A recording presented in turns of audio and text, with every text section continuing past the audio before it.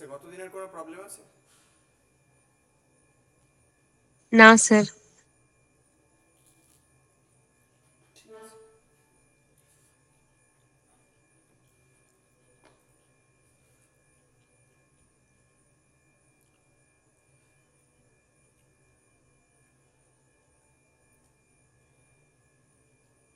বলছে 2x - 13, 2x - 11, 2x - 9, 2x - 7 আর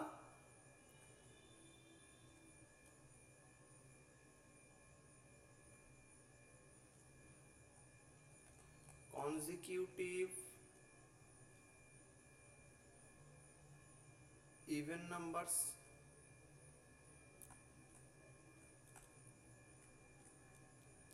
odd numbers, prime numbers আর natural numbers.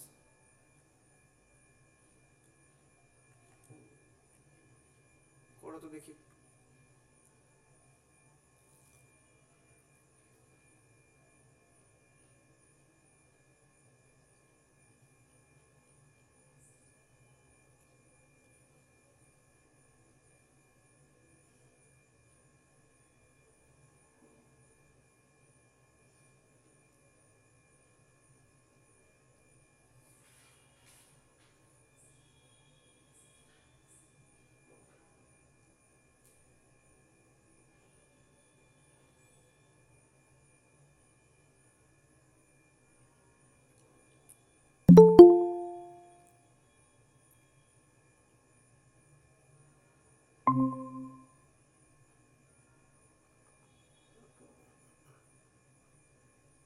এটা করো। গতদিন আমরা বলছিলাম যে একটা ওয়ার্ড নাম্বার বা একটা ইভেন নাম্বারকে কিভাবে রিপ্রেজেন্ট করব। ও একটা জিজ্ঞাসা করছিল প্রশ্ন যে একটা অড নাম্বার হচ্ছে তো। অড হচ্ছে। আর আর কারোর কিছু মতামত?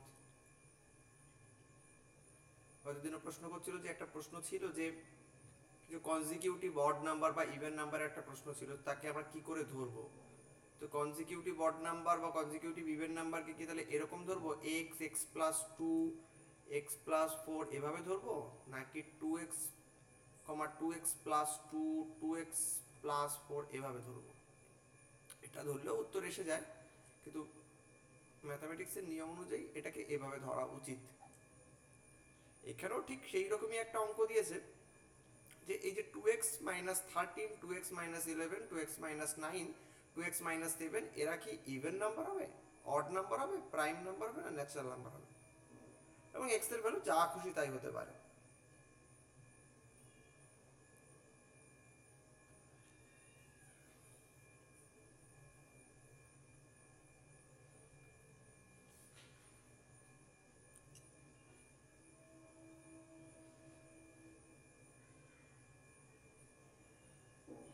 ও বলছে অড নাম্বার হবে, আর কেউ কিছু বলবে?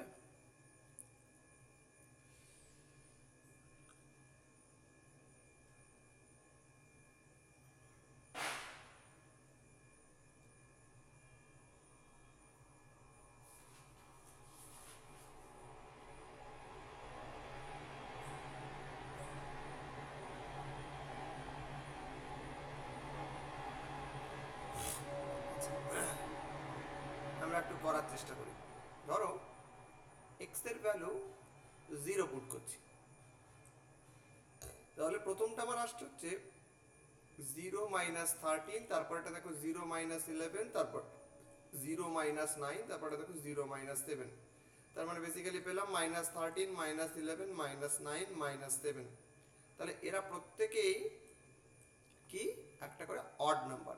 তাহলে ইভেন নাম্বার হওয়ার প্রশ্নই উঠছে না, তাহলে ইভেন নাম্বার আর হবেই না। দেখো জিরো বসানোর জন্য এরা সবাই মাইনাস এসছে, তাহলে নিশ্চয়ই এরা ন্যাচারাল নাম্বারও নয়, তাহলে ইভেনও হবে না, ন্যাচারাল নাম্বারও হবে না। এখন দুটো অপশন বাকি রয়েছে, একটা হচ্ছে অড নাম্বার আর একটা হচ্ছে প্রাইম নাম্বার। এখন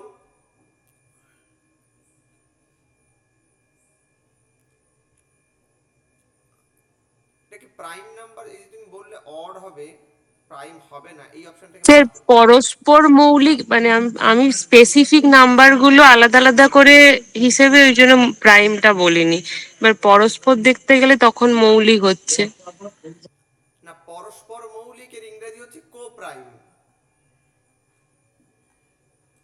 বা হ্যাঁ স্যার, কো পরস্পর প্রাইম। মৌলিক, তাই না? সেটা তো অন্য জিনিস ছিল। পরস্পর মৌলিক কাকে বলি? যখন দুটো সংখ্যার মধ্যে মানে কমন উৎপাদক সংখ্যা থাকে হচ্ছে একটাই, তাই তো? যেমন হ্যাঁ ধরো স্যার। 15 আর 16, এর কমন উৎপাদক কে আছে? 15-র মধ্যে 1। উৎপাদক আছে হচ্ছে 1, এর মধ্যে উৎপাদক আছে 5, এর মধ্যে উৎপাদক আছে 15। 16-র মধ্যে রয়েছে 1, 2, 4, 8, 16। দেখো কমন উৎপাদক একটাই রয়েছে, সেটা হচ্ছে 1। অর্থাৎ জিসিডি অফ দুটো নাম্বার পি এবং কিউ যদি 1 হয়, তখন তাকে আমরা বলি পরস্পর মৌলিক বা কোপ্রাইম। অর্থাৎ দুটি সংখ্যার গসাগু যদি 1 হয়, তখন সংখ্যা দুটোকে আমরা বলি পরস্পর মৌলিক। তাহলে এখানে তো সেরকম ব্যাপার থাকছে না, না স্যার। এখানে শুধু প্রাইম বলেছে, প্রাইম নাম্বার হলেই হবে।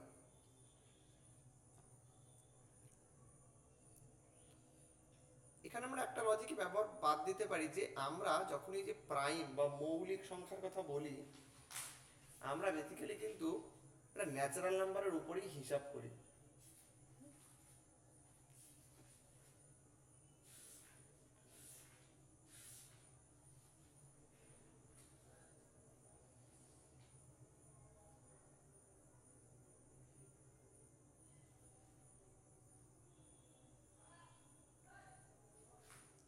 আমরা যখনই প্রাইম বা মৌলিক বা যৌগিক এই ধারণাগুলো দিই, সেটা সবটাই কিন্তু পজিটিভ নাম্বারের উপর দিই বা ন্যাচারাল নাম্বারের উপর দিই।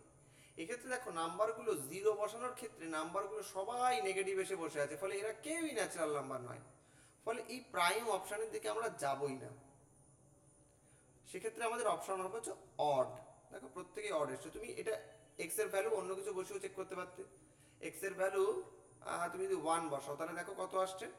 2 মাইনাস 13, 2 মাইনাস 11, 2 মাইনাস 9, 2 মাইনাস 7। সেক্ষেত্রে তোমার আসতে হচ্ছে -9, -11, -9, -7, -5। দেখো একই যুক্তিতে তুমি কিন্তু সেই বলে দিতে পারবে, কারণ এরা প্রত্যেকেই আমরা দেখতে পাচ্ছি একটা করে অড নাম্বার, এবং অড নাম্বার পজিটিভ নেগেটিভ দুটোই হতে পারে। ইভেন হচ্ছে না, সাথে কি বাদ গেছে? Natural number. এরা প্রত্যেকে ন্যাচারাল নাম্বার নয়, কারণ ন্যাচারাল নাম্বার শুরুই হয় হচ্ছে 1 থেকে। 1 থেকে। আর প্রাইমকে কেন বাদ দেবো? প্রাইমকে এই যুক্তিতেই বাদ দেবো যে প্রাইম নাম্বার আমরা নর্মালি যখন বলি, তখন সাধারণত এটা কিন্তু ন্যাচারাল নাম্বারের উপরেই ডিফাইন করে থাকি। নেগেটিভ প্রাইম বলে আমরা কিন্তু খুব একটা জিনিস কখনো লিখি না। হায়ার ম্যাথমেটিক্সে কোথাও কোথাও লিখতেও পারে জিনিসটা, কিন্তু নর্মালি যখন বাচ্চাদের পড়ানো হয় বা ছোট ক্লাসে যখন পড়ানো হয়, তখন কিন্তু নেগেটিভ প্রাইম বলে কিছু আমরা পড়ি না। প্রাইম মানেই সেটা একটা ন্যাচারাল নাম্বার, এবং তার উৎপাদক সংখ্যা হবে হচ্ছে কি দুটো। কারণ যে বয়সে আমরা প্রাইম নাম্বারের ধারণা ছাত্রছাত্রীদের দিই, সেই বয়সে তার কাছে নেগেটিভ নাম্বারের ধারণা থাকে না। মৌলিক সংখ্যা শেখাই 5, 6-এ বা তারও নিচু ক্লাসে। আমরা 3-তে, এখন মনে হয় 3-তে বা 4-এ আছে, 4-এ মেবি প্রথম এখন ইন্ট্রোডিউস করা হচ্ছে। তো ক্লাস 4-এ ওর কাছে নেগেটিভ নাম্বারের ধারণা নেই, নেগেটিভ নাম্বারের ধারণা আসছে ক্লাস 7-এ এসে। তো ও ওখানে কিন্তু জানে যে প্রাইম নাম্বার বা এই যে যেটা প্রাইম নয় বা যৌগিক সংখ্যা বা কম্পোজিট নাম্বার, সেটা কিন্তু সবটাই কিন্তু পজিটিভ নাম্বার হতে হবে আগে। অর্থাৎ 1, 2, 3, 4, 5, 6, 7 আর এরকম কোনো নাম্বার হতে হবে। তার জন্য এই নাম্বারকে আমরা বাদ দিচ্ছি।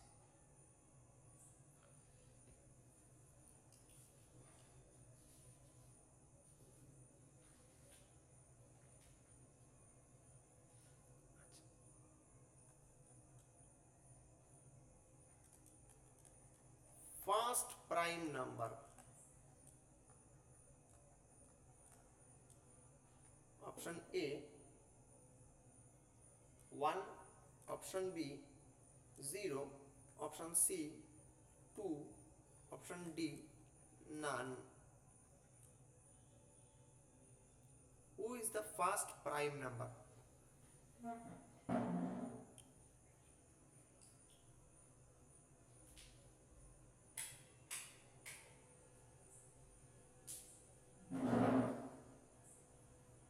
স্যার 2 হবে। 2 is the first prime number. কেন বললে 2 কে ফার্স্ট প্রাইম নাম্বার? স্যার 1 তো মৌলিক সংখ্যা নয়, কারণ এর দুটো উৎপাদক নেই। কারণ মৌলিক সংখ্যা হতে গেলে তো মানে 1 এবং মানে তার দুটো উৎপাদক থাকতে হবে আর কি, 1 এবং সেই সংখ্যা দ্বারা বিভাজ্য হতে হবে। প্রাইম নাম্বারের ডেফিনেশনেই বলা হচ্ছে যে একটা নাম্বারকে আমরা প্রাইম তখনই বলবো যখন কিনা তার দুটি উৎপাদক থাকবে, এবং দুটি উৎপাদক কি কি? একটা হচ্ছে 1 এবং সেই সংখ্যা নিজেই। এখন তুমি বলতেই পারো 0, এ প্রাইম কি প্রাইম না চেক করার জন্য দেখতে হবে দুটো উৎপাদক আছে কিনা আদৌ। দেখো 0 কে 0 দ্বারা ডিভাইড করা কি যায়, মানে সেই সংখ্যা দ্বারা কি ডিভাইড করা যায়? আগে ভাবো, দেখো 0 কে 1 দিয়ে ডিভাইড করা যায়, 0 কে বাই 1 মানে হচ্ছে 0ই হবে। ফলে এর একটা ডিভাইজার পাওয়া গেছে, সেটা হচ্ছে 1। 0 কে কি 0 দ্বারা ডিভাইড করা যায়? না, ম্যাথমেটিক্স ইজ নট ডিফাইন্ড। 0 দিয়ে 0 ডিভিশন, এটা ডিফাইন্ডই নয়। তাহলে নিজেই নিজেকে ডিভাইড করতে পারে না। কিন্তু দেখো 0 ছাড়াও অনেক উৎপাদক রয়েছে।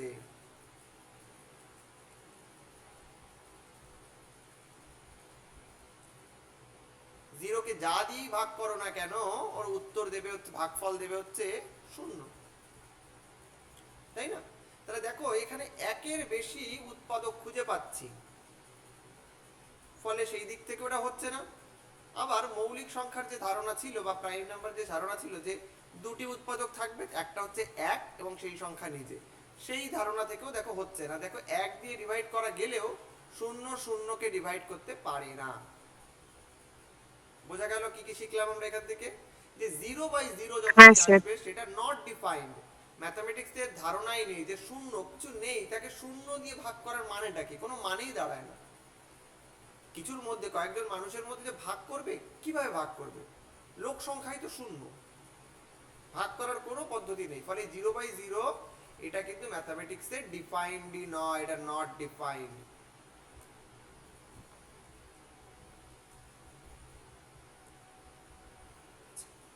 আবার দেখো যে 1 দিয়ে তো ভাগ করা যায়, 2 দিয়েও ভাগ করা যায়, কোনো কিছুই নেই। ধরো তুমি 5টা চকলেট নিয়ে এসছো, 50 জনের চকলেটে নিয়ে আসোনি, তোমার ভাই বোনেরা রয়েছে অনেকে, তারা বললো দিদি বা দাদা তোমরা চকলেট নিয়ে এসছো, আমাকে আমাদের মধ্যে ডিভাইড করে দাও।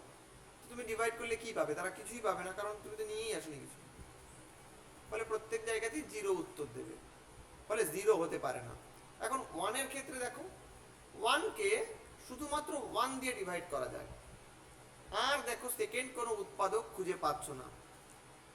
দরকার ছিল কি? দুটো উৎপাদক। এখানে কটা উৎপাদক পাচ্ছ? একটা। ফলে এটাও কিন্তু হতে পারলো না। এরপরে রয়েছে 2।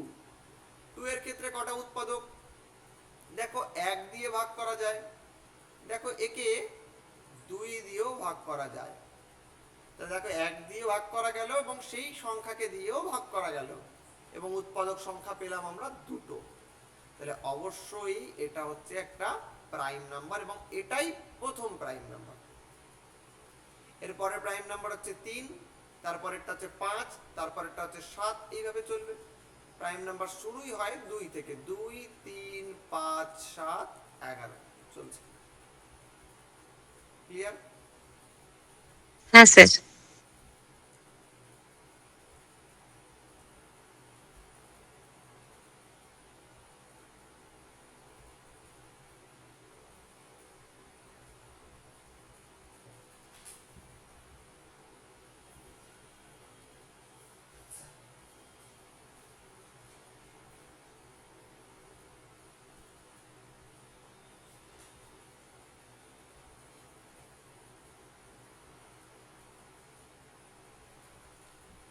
আচ্ছা, অঙ্ক না করি, একটু থিওরি কিছুটা পড়িয়ে নিই।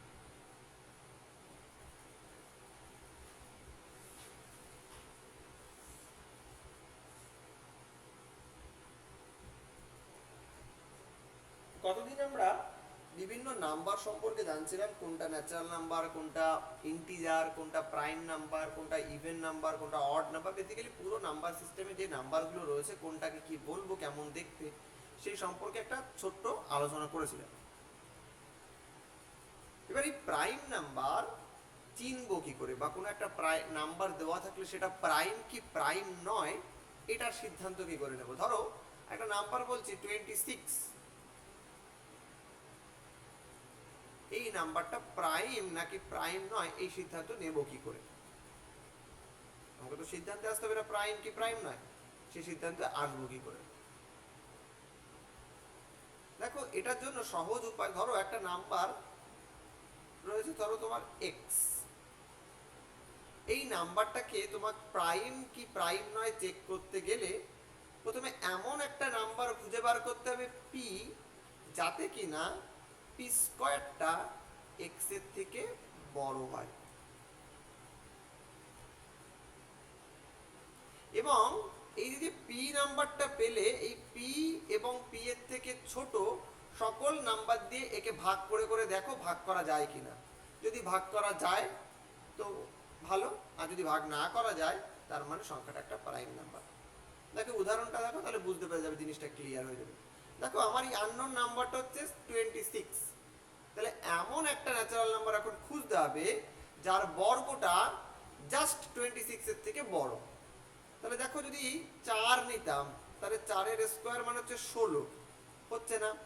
তাহলে 5 নাও, 5 এর স্কয়ার মানে 25, সেটাও হচ্ছে না। তাহলে 6 নাও, 6 এর স্কয়ার মানে 36, অবশ্যই গ্রেটার দেন 26 হলো। তাহলে এই যে 6 নাম্বারটা পেলাম, এই 6 এবং 6 এর থেকে ছোট সকল নাম্বার দিয়ে এটাকে ডিভাইড করার চেষ্টা করো। দেখো 1 একে ডিভাইড করতে পারছে, 2 একে ডিভাইড করতে পারছে, 3 একে ডিভাইড করতে পারছে না, 4ও পারছে না, 5ও পারছে না, 6ও পারছে না। তাহলে কি কি পেলো? 1 আর 2 পেলো। আর 26 তো 26 নিজেই নিজেকে ডিভাইড করতে পারে। তাহলে উৎপাদক সংখ্যা মোটামুটি আমি দেখে নিলাম 3টে তো হয়েই গেছে, ফলে এটা কিন্তু আর প্রাইম বলতে পারবো না। এখন ধরো তোমার অনেক বড় সংখ্যা দিয়েছে, ধরো 113, এটা কি প্রাইম কি প্রাইম না? এখন তোমার তো সম্ভব নয় যে সমস্ত নাম্বার দিয়ে দিয়ে ভাগ করে করে দেখা আদৌ 113কে কিছু দিয়ে ভাগ করা যায় কিনা। তার জন্য আমাকে একটা ন্যাচারাল নাম্বার খুঁজতে হবে যার বর্গটা 113 থেকে একটু বড়। দেখো যদি আমি 12 11 নিতাম, 11 এর স্কয়ার করলে হচ্ছে 121, তাহলে এটা 113 থেকে বড়। দেখো এর ছোটটা যদি নিতাম 10 নিতাম তাহলে হচ্ছে 180, এর থেকে ছোট হয়ে যেত, এটা হলে হবে না। তাহলে 121 113 থেকে জাস্ট বড় একটা নাম্বার। এখন এই যে 11 এবং 11 তলায় যে সমস্ত নাম্বার রয়েছে সেগুলো দিয়ে একটু ভাগ করো।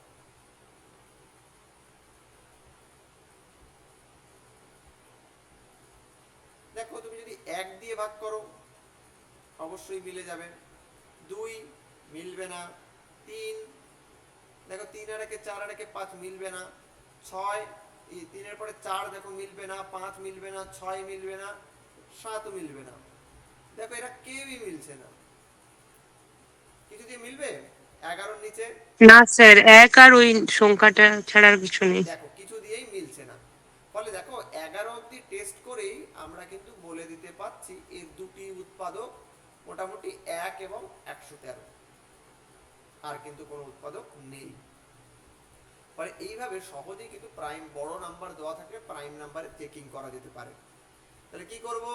নাম্বার দেওয়া থাকলে এমন একটা ন্যাচারাল নাম্বার খুঁজবো যার বর্গটা ওই নাম্বার থেকে জাস্ট বড় হবে, এবং কি করব ওই নাম্বার এবং ওই নাম্বারের থেকে ছোট সকল নাম্বার দিয়ে এটাকে ডিভাইড করে করে দেখব যে কত কে ডিভাইড করতে পারছে।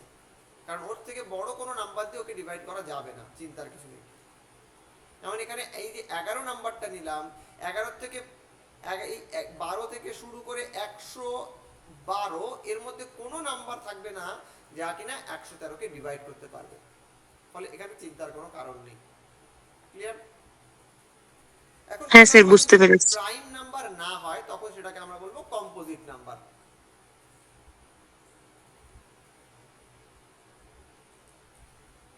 বা বাংলায় আমরা বলবো যৌগিক সংখ্যা। তাহলে যার ক্ষেত্রে দেখবো এই উৎপাদক সংখ্যাটা 2 এর বেশি হবে, তাদেরকে আমরা বলবো কি একটা কম্পোজিট নাম্বার। যেমন 112 একটা কম্পোজিট নাম্বার, 302 একটা কম্পোজিট নাম্বার। দেখো দেখাই যাচ্ছে যে এর উৎপাদক সংখ্যা 1, 2 এবং 302, এই তিনটে তো হবেই, বেশিও হতে পারে, তাই না? ফলে এইটা হ্যাঁ কিন্তু স্যার। একটা কম্পোজিট নাম্বার।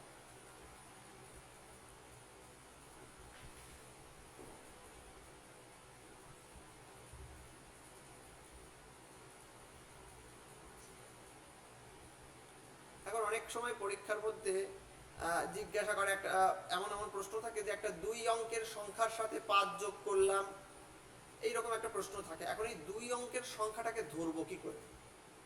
2 অঙ্কের সংখ্যাকে কখনোই আমরা এইরকম x বা y আকারে ধরবো না। যখনই বলবে 2 অঙ্কের সংখ্যা, তার মানে একক স্থানেও কেউ আছে, দশক স্থানেও কেউ আছে। তাহলে আমরা ধরে নেব 10x প্লাস y করতে হবে। একদম ঠিক। এইটাকে একটা x বা y ধরে নাও। যদি ও বলছে y ধরতে চাইছে, তাহলে এটাকে x y ধরে নাও, এটাকে x ধরে নাও। তার মানে এই সংখ্যাটা দেখতে কেমন হবে? 10 ইন্টু এক্স প্লাস ওয়াই। কারণ যদি এখানে দেখো 2 এবং 3 থাকতো, তার মানে এটা নাম্বারটা হচ্ছে বেসিক্যালি 23। তাহলে 10 ইন্টু 2 প্লাস 3 করলেই দেখো 23 আসছে।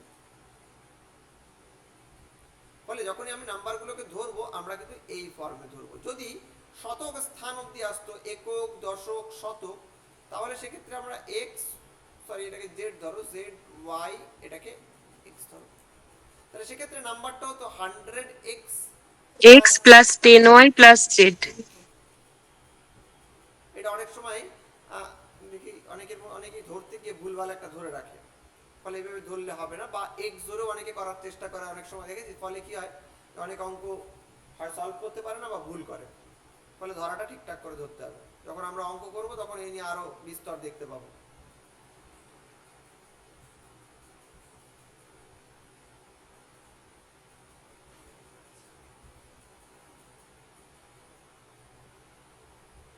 এখন অঙ্ক করতে গিয়ে আমরা কিছু জিনিসের দরকার পড়বে। যখনই আমরা এই নাম্বার সিস্টেম করি বা বড় বড় যোগ বিয়োগ গুণ ভাগ করি, তখনই অনেক সময় ন্যাচারাল নাম্বারের সাম বা ন্যাচারাল নাম্বারের স্কোয়ারের সাম বের করতে চলে আসে অঙ্কের মধ্যে। ধরো 1 প্লাস 2 প্লাস 3 করতে করতে n খানা নাম্বারের সাম করার প্রয়োজন হয়ে পড়ে। সেক্ষেত্রে ফর্মুলাটা হচ্ছে n into n into n plus 1/2। কতদিন আমরা এটার গাণিতিক আরোহণ পদ্ধতিতে যেভাবে করা হয়, বেসিক্যালি মানে এক্সাম্পল থেকে তার ফর্মুলা বের করার যে পদ্ধতি, সেইভাবে কিন্তু কিছুটা দেখিয়েছিলাম। এর যদি স্কোয়ার টার্ম থাকে, তাহলে কি ফর্মুলা আছে? n into n plus 1 into 2n plus 1/6। n into n plus 1 into 2n plus 1/6। এর একটা কিউবেরও ফর্মুলা আছে, n ইন্টু n প্লাস 1/2 এর whole square. n into n plus 1/2 তার হোল স্কোয়ার। এই তিনটে ফর্মুলা কিন্তু মনে রাখতে হবে। কারণ অনেক সময় ডাইরেক্ট এরকম অঙ্ক দিয়েছে যে প্রথম 50টি স্বাভাবিক সংখ্যার যোগফল বার করো। তার মানে 1 প্লাস 2 প্লাস 3 করতে করতে 50 অবধি নাম্বারের সাম জানতে চাইছে। তাহলে এখানে নরমালি আমার n এর ভ্যালুটা হচ্ছে 50। তাহলে বসিয়ে দাও 50 50 ইন্টু 50 প্লাস 1/2। যা উত্তর আসবে তাই তোমার অ্যান্সার।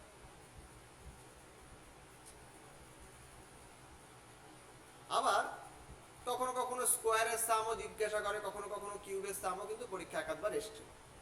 ফলে এই ফর্মুলাগুলো কিন্তু একটু মনে রাখতে হবে। প্রাইমারি টেটেও কিন্তু একাধিকবার এরকম নাম্বার দিয়ে বলে দিয়েছে যে এতগুলো নাম্বারের সাম বার করো, বা প্রথম এতগুলো নাম্বারের সাম কি হবে, সেটা কিন্তু এই ফর্মুলা দিয়ে অতি সহজেই বের করে ফেলতে পারবে।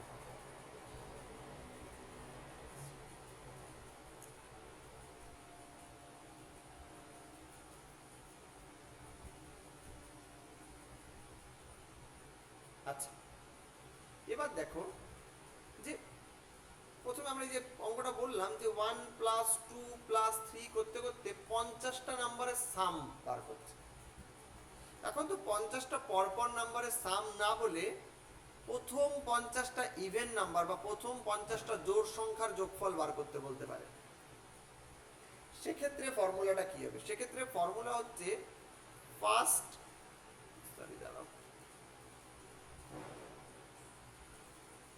সাম অফ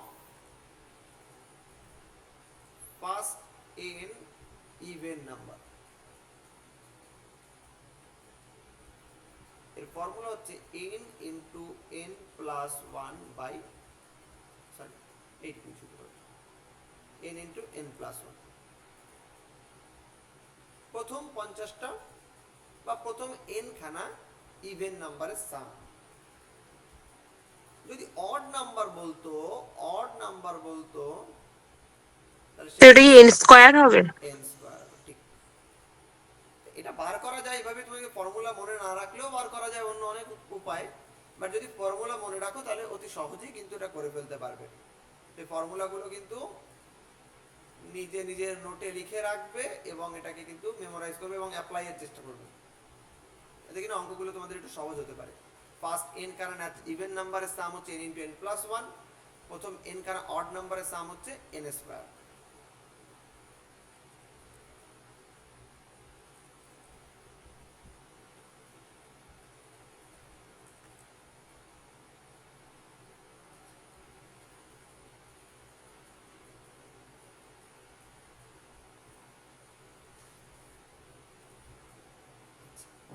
এখন ধরো কোন একটা নাম্বারকে কোন একটা নাম্বার দিয়ে আমি ভাগ করব, এবং আমরা বেসিক্যালি ভাগ করার সময় এইভাবে করি, এই রকম দুটো দাগ দিয়ে এখানে একটা জিনিস লিখি, এখানে একটা জিনিস থাকে, এখানে একটা জিনিস থাকে। এখন এই যে যাকে দিয়ে ভাগ করি তাকে আমরা বলি হচ্ছে ভাজক, ভাজক বা ডিভাইজার। বা এটাকে আমরা বলি ডিভাইজার। যাকে ভাগ করি তাকে আমরা বলি ভাজ্য, বা এটাকে আমরা ইংরেজিতে বলি হচ্ছে ডিভিডেন্ড।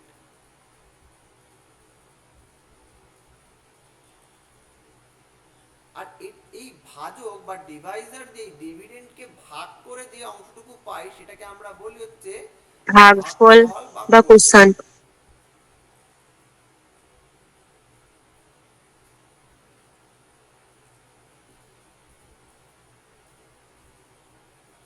আর সবসময় তো ভাগ করে মিলবে তার তো কোনো কথা নেই, তাহলে সেক্ষেত্রে আমরা এখানে যে জিনিসটা পাবো সেটাকে আমরা বলবো ভাগশেষ বা রিমাইন্ডার।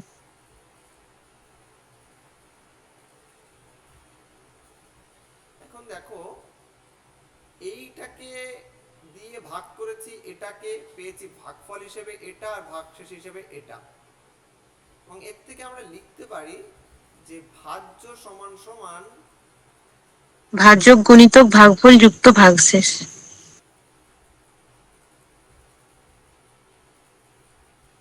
ভাগফল যোগ ভাগশেষ।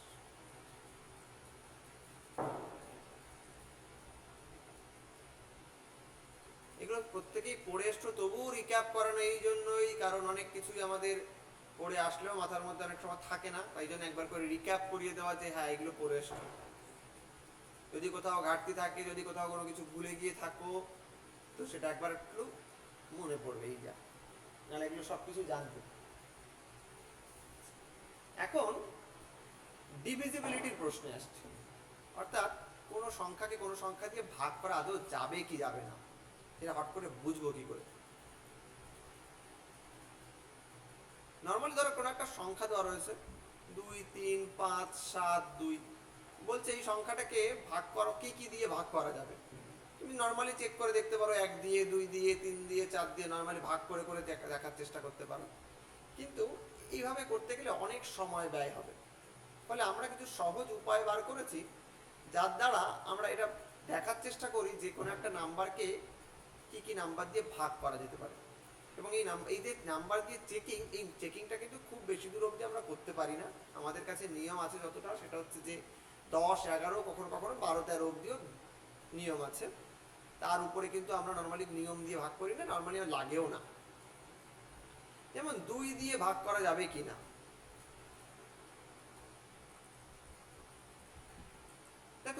দিয়ে ভাগ করা যাবে তখনই যদি কিনা কোনো নাম্বারের শেষের সংখ্যাটা একটা জোড় সংখ্যা বা ইভেন নাম্বার হয়। তাহলে কোনো একটা নাম্বারকে কখন 2 দিয়ে ভাগ করা যাবে? তার শেষ সংখ্যাটা যদি 2 বা অন্য কোনো জোড় সংখ্যা বা 0 হয়, সেক্ষেত্রে ওই সংখ্যাটিকে কিন্তু 2 দিয়ে ভাগ করা যাবে। তাছাড়া কিন্তু আর কোনো পরিস্থিতিতে একে 2 দিয়ে ভাগ করা যাবে না।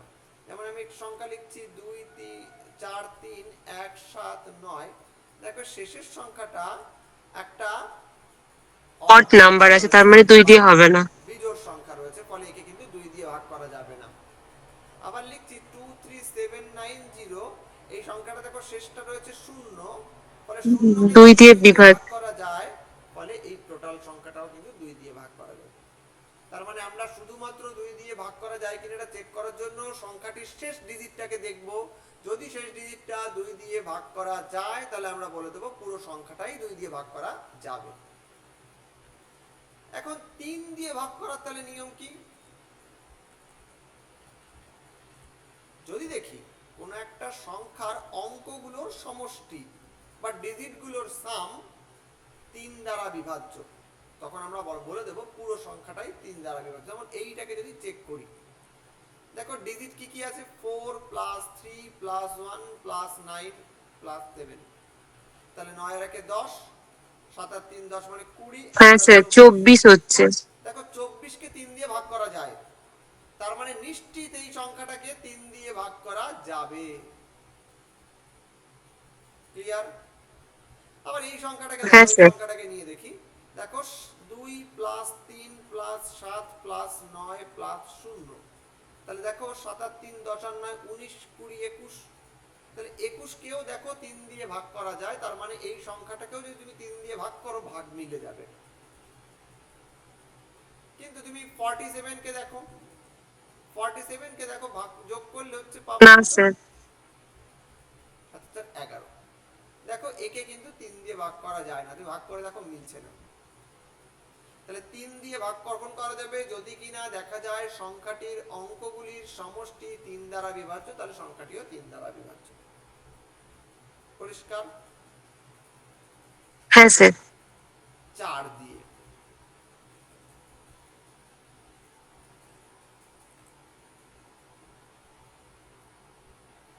যদি দেখা যায় কোন একটি সংখ্যার শেষ দুটো ডিজিট 4 দিয়ে ভাগ করা যাচ্ছে, তাহলে আমরা নিঃসন্দেহে বলে দেবো একদম যে পুরো সংখ্যাটাই 4 দিয়ে ভাগ করা যাবে।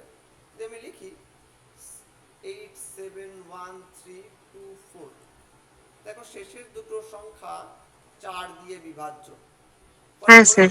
পুরো সংখ্যাটাই 4 দিয়ে বিভাজ্য। আবার যদি লিখি 3217, দেখো শেষের দুটো সংখ্যা 4 দিয়ে বিভাজ্য নয়, ফলে পুরো সংখ্যাটাই 4 দিয়ে বিভাজ্য নয়। বোঝা গেল? যদি কোনো সংখ্যা হ্যাঁ স্যার। শেষ দুটি ডিজিট দিয়ে তৈরি সংখ্যাটা 4 দিয়ে ভাগ করা যায়, তাহলে আমরা বলে দেবো পুরো সংখ্যাটাই 4 দিয়ে ভাগ করা যাবে। আর না হলে বলবো যে সংখ্যাটা 4 দিয়ে ভাগ করা যাচ্ছে না। 5 দিয়ে, 5 দিয়ে এটা সবাই জানি আমরা। যদি কিনা দেখি শেষের ডিজিটটা 5 রয়েছে অথবা 0 রয়েছে, তাহলে আমরা বলে দেবো 5 দিয়ে ভাগ করা যাবে। 75190, দেখো শেষের ডিজিট 0 রয়েছে, তাহলে অবশ্যই 5 দিয়ে ভাগ করা যাবে। আবার ধরে রয়েছে 27915, যদি 5 থাকে এরকম, তাহলেও 5 দিয়ে ভাগ করা যাবে। 5 দিয়ে যাবে। যদি 0 আর 5 ছাড়া অন্য কিছু থাকে, দেখো 1 আছে, দেখো চেষ্টা করে দেখো কি 5 দিয়ে ভাগ করা যাচ্ছে না। তাহলে কখন 5 দিয়ে ভাগ করা যাবে? যদি কিনা কোনো সংখ্যার শেষে 0 অথবা 5 থাকে, তাহলে সেটাকে 5 দিয়ে ভাগ করা যাবে, না হলে কিন্তু 5 দিয়ে ভাগ করা যাবে না।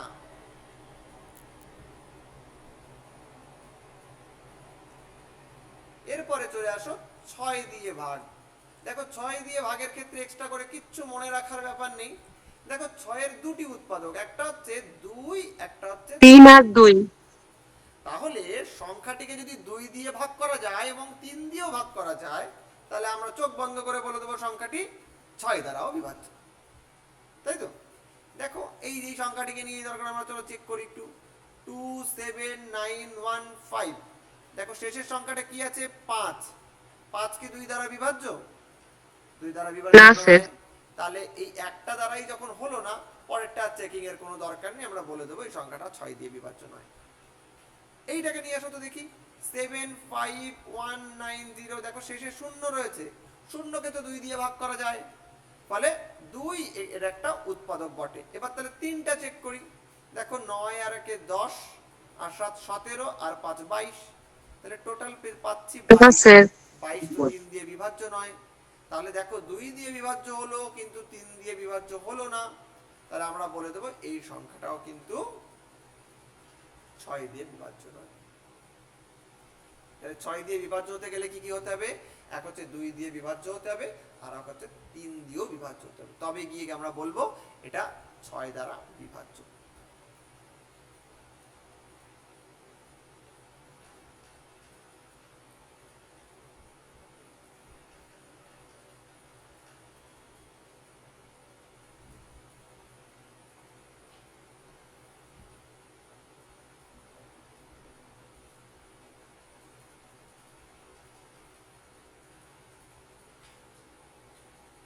এরপর এটা হচ্ছে 7 দ্বারা বিভাজ্য,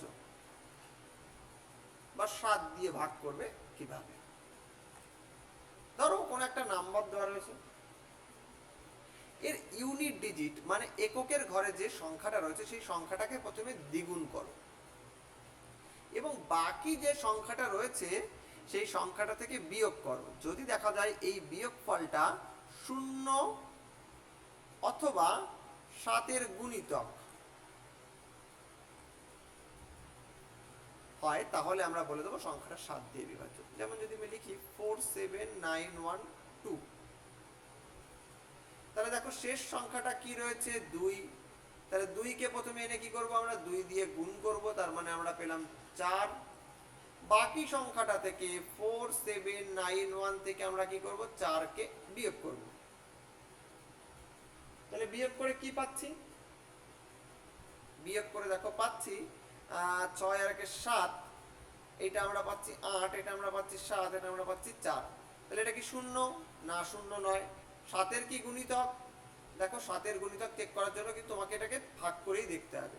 ছোট সংখ্যা দিলে তুমি দেখে বুঝে যাবে, বড় সংখ্যা দিলে কিন্তু এইটুকু ভাগকে তোমাকে করতে হবে। হয়তো একটু কম হচ্ছে, এদের একটা নিয়ম। তাহলে দেখো একে ভাগ করা যায় কিনা। 5 7 35, 6 7 42, 43 44 45 46 47, 7 8 56, 57 না স্যার, 58। হচ্ছে না। আচ্ছা, তাই তো 3 7 4 7 28 হবে, এখানে 27 আছে, তাহলে এটা হচ্ছে না। তাহলে এই সংখ্যাটাকে কিন্তু 7 দিয়ে ভাগ করা যাবে না। তাহলে 7 দিয়ে বিভাজ্যতার নিয়ম হচ্ছে এর শেষ অঙ্কটিকে প্রথমে 2 দিয়ে গুণ করো, তারপরে বাকি যেটুকু সংখ্যা পড়ে থাকছে মানে এইটুকু, এর থেকে ওই বিয়োগ ফলটাকে বাদ দিয়ে দাও, মানে 2 2 4টাকে বাদ দিয়ে দাও। যা পড়ে থাকলো সেটা যদি শূন্য হয় অথবা 7 এর গুণিতক হয়, তাহলে আমরা বলবো সংখ্যাটি 7 দ্বারা বিভাজ্য। দেখো তো এই নাম্বারটা চেক করে দেখতে পারো কিনা। 314।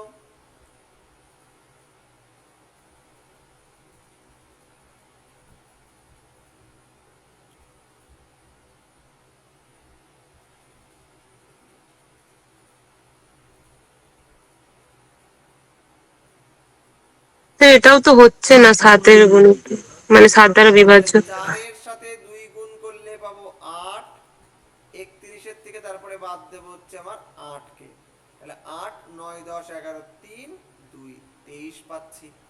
23 কি 7 দিয়ে বিভাজ্য? না, বিভাজ্য না। এটা কি শূন্য? না, শূন্যও নয়, তাহলে সংখ্যাটা 7 দিয়ে বিভাজ্য নয়। আবার কেউ কেউ এরকম বিভাজ্যতা চেকিং এর ক্ষেত্রে 7 এর ক্ষেত্রে হয়তো বলতেই পারো স্যার এর থেকে তো এমনি নরমাল ভাগ করে দেখলেই সহজ হতো। হ্যাঁ বটেই, তুমি যদি ভাবে দেখতে কিন্তু যখন বড় ডিজিট দেবে তখন তো পারবো না। বড় ডিজিটের ক্ষেত্রে এভাবে চেক করাও যা, তার থেকে নরমালি চেক করা আমার মনে হয় ইজি। বাট এটা একটা রুল রয়েছে তোমাদের জাস্ট শেখানোর জন্য।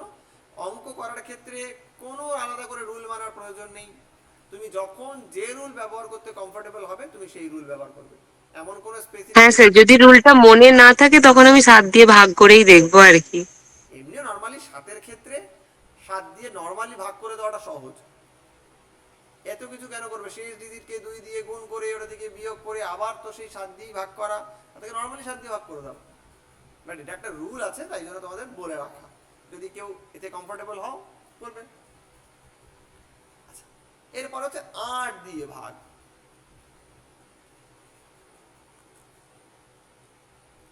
চারের ক্ষেত্রে যেমন দেখছিলাম যে কোন একটি নাম্বার ধরো 329172, আমরা দেখছিলাম শেষের লাস্টের দুটো ডিজিট 4 দিয়ে। হ্যাঁ, শেষে আমরা কি দেখছিলাম চারের ক্ষেত্রে শেষ দুটো ডিজিট 4 দিয়ে ভাগ করা যাচ্ছে কিনা। 8 এর ক্ষেত্রেও একই রকম, আমরা দুটো না দেখে এবার দেখব তিনটে ডিজিটকে 8 দিয়ে ভাগ করা যাচ্ছে কিনা। তাহলে তিনটে ডিজিটে কে পাচ্ছি 172, ভাগ করো দেখো তো 8 দিয়ে, 8 দুগুণী 16, 1 দেখো যাচ্ছে না, 8 অক্ষে 8 হয়ে বসে থাকছে। তাহলে এই সংখ্যাটা 8 দিয়ে বিভাজ্য নয়। ক্লিয়ার? হ্যাঁ স্যার।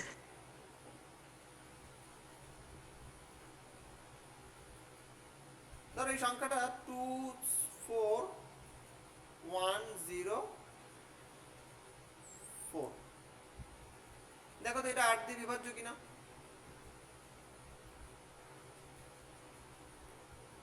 হ্যাঁ স্যার, বিভাজ্য। বিভাজ্য। কেন বিভাজ্য? কারণ এর শেষে 104 রয়েছে। 104 কে দেখো সহজেই 8 দিয়ে ভাগ করা যায়। 8 অক্ষে 8, এই আমার 2, এই আমার 4, তে 8 24। তাহলে দেখতে পাচ্ছি যে এক্ষেত্রে 8 দিয়ে কিন্তু অতি সহজেই ভাগ করা গেল। তাহলে 4 এর ক্ষেত্রে নিয়ম এবং 8 এর ক্ষেত্রে নিয়ম প্রায় প্রায় সিমিলার।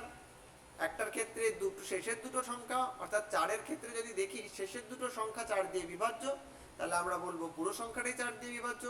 8 এর ক্ষেত্রে দেখবো শেষের তিনটে সংখ্যা যদি, শেষের তিনটে ডিজিট যদি 4 দিয়ে 8 দিয়ে বিভাজ্য হয়, তাহলে আমরা বলবো পুরো সংখ্যাটাই 8 দিয়ে বিভাজ্য।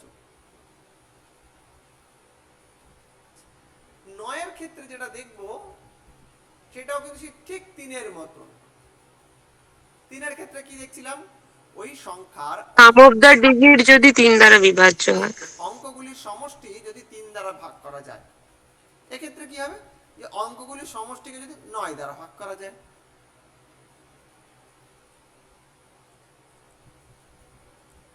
একে দেখো তো ভাগ করা যাচ্ছে কিনা।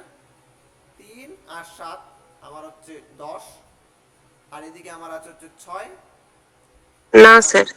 তাহলে আমরা পাচ্ছি হচ্ছে 16। 16কে দেখো 9 দিয়ে ভাগ করা যায় না, তার মানে এই সংখ্যাটিকেও 9 দিয়ে ভাগ করা যাবে না। যদি এই সংখ্যাটা এমন আসতো তাকে 9 দিয়ে ভাগ করা যাচ্ছে, তাহলে আমরা বলে দিতাম পুরো সংখ্যাটাকেই 9 দিয়ে ভাগ করা যায়। এরপরে 10। 10 নিয়ে তো কিছু বলার নেই, 10টা সবাই জানো। 10 হচ্ছে কি, যদি কোনো একটা সংখ্যার শেষে এরকম একটা শূন্য থাকে, 24712 এরকম একটা শূন্য থাকে, বা দুটো শূন্য থাকে, বা তিনটে শূন্য থাকে, অর্থাৎ শেষে বেসিক্যালি শূন্য থাকতেই হবে, তাহলেই আমরা বলবো সেই সংখ্যাটা 10 দিয়ে বিভাজ্য।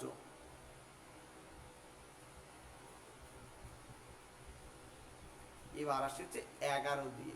এগুলো নর্মালি এই 10-এর পর থেকে আমরা খুব বেশি ব্যবহার করি না, তবে কোনো কোনো অঙ্কের ক্ষেত্রে ব্যবহারের দরকার পড়ে, সেই জন্য শিখিয়ে রাখা।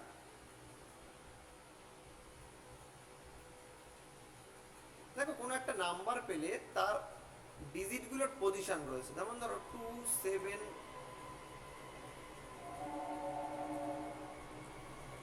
তাহলে এইটা দেখো একটা অড পজিশন, দেখো এটা বিজোড় পজিশন, এটা বিজোড় পজিশন, এটা বিজোড় পজিশন, এইটা দেখো বিজোড় পজিশন, আর এইটা দেখো জোড় পজিশন, তাই তো? এটা প্রথম জায়গায় রয়েছে, দ্বিতীয়, এ তৃতীয়তে রয়েছে, এটা চতুর্থতে রয়েছে, তাহলে চতুর্থ মানে হচ্ছে জোড়। স্যার যদি আমি 9-এর দিক থেকে শুরু করি তাহলে তো তখন উল্টো হয়ে যাবে না, মানে দিক কোন ডিরেকশনে করব সেটার কি কোনো ফিক্সড নিয়ম নাকি? তুমি করবে হচ্ছে শেষের দিক থেকে। আচ্ছা স্যার।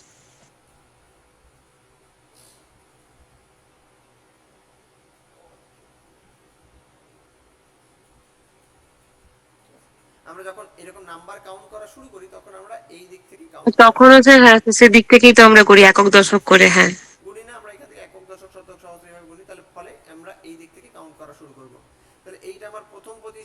আমার দ্বিতীয়, এটা আমার তৃতীয়, এটা আমার চতুর্থ, এটা আমার পঞ্চম, এটা আমার ষষ্ঠ, তাহলে এটাও আমার জোড় পজিশন।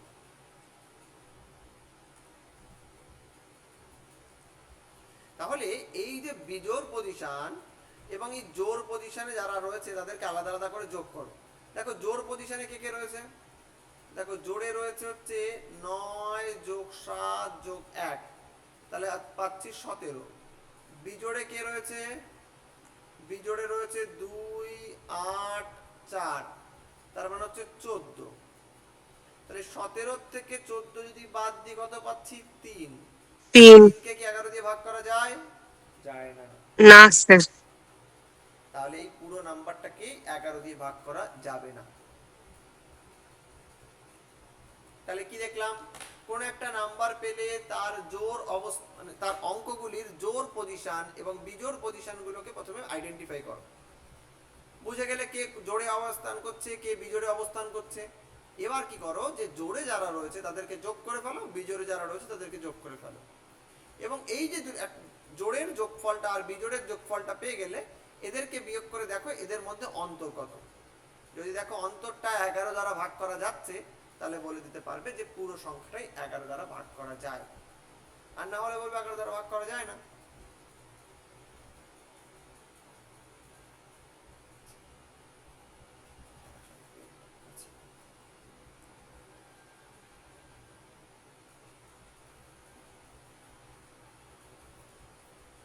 এরপর দেখো 12। দেখো 12-র ক্ষেত্রে ঠিক সেই 6-এ যেরকম করেছো ঠিক তাই। দেখো 6-এর ক্ষেত্রে কি দেখছিলে, 6-এর ক্ষেত্রে দুটো উৎপাদক ছিল 2 এবং 2 আর 3। 12-র ক্ষেত্রে উৎপাদক পাওয়া যাবে 3 আর 4। ফলে যারা যারা 3 দিয়ে এবং 4 দিয়ে ভাগ করা যাবে যাদেরকে যাদেরকে তাদেরকে 12 দিয়ে ভাগ করা যাবে। সে 2ও তো 12-র উৎপাদক, কিন্তু এখানে শুধু তাহলে 3 4ই নেব নাকি? 4-এর মধ্যে আবার 2 থাকছে। তুমি যেটা ভাব, যদি ধরো 2, তুমি বলতেই পারো 2 কে তো ভাগ করা যাবে। ঠিক দেখো এই 4-এর মধ্যে কি রয়েছে, দুটো 2 রয়েছে। 2 আছে, হ্যাঁ হ্যাঁ। আবার তুমি বলতে পারো এর মধ্যে তো 6 উৎপাদক ছিল। দেখো 6-এর জন্য কি কি দরকার, একটা 3 একটা 2, দেখো একটা 3 3 আর একটা 2 2 দরকার, হ্যাঁ স্যার। তো তুমি তো এতগুলোকে নিয়ে চেক করবে না। ওই জন্য আমরা কি করি, সহজে শুধু বলি এইটুকুই, যে 3 আর 4 এই দুটো আছে মানে বাকি সকল উৎপাদক ওর মধ্যে থাকবেই। ফলে কোন একটা নাম্বার পেলে আগে হ্যাঁ চেক স্যার, করব বুঝতে পেরেছি। 3 দ্বারা ভাগ করা যাচ্ছে কিনা, দেন চেক করব 4 দ্বারা ভাগ করা যাচ্ছে কিনা। 3 দ্বারা ভাগ করা যায় কিনা কি করে চেক করব, যদি দেখবো অঙ্কগুলো সাম অফ দ্য ডিজিট। অঙ্কগুলির সমষ্টি যদি 3 দ্বারা ভাগ করা যায় তাহলে 3 দ্বারা ভাগ হবে। আর দেখবো শেষের দুটো সংখ্যাকে যদি 4 দ্বারা ভাগ করা যায় তাহলে 4 দ্বারা ভাগ করা বিভাজ্য। 3 এবং 4 দুটো দিয়ে যদি বিভাজ্য হয়ে পড়ে তাহলে আমরা বলবো সেটা 12 দিয়ে বিভাজ্য।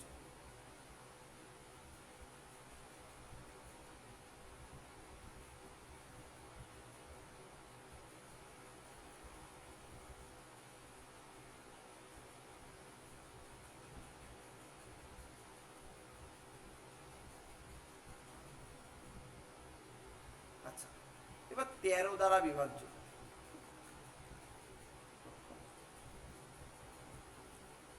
কোন একটা নাম্বারের শেষ 3টে ডিজিট একে 4 দিয়ে গুণ করো এবং বাকি যেটুকু সংখ্যা রয়েছে সেটার সাথে এনে যোগ করে দাও।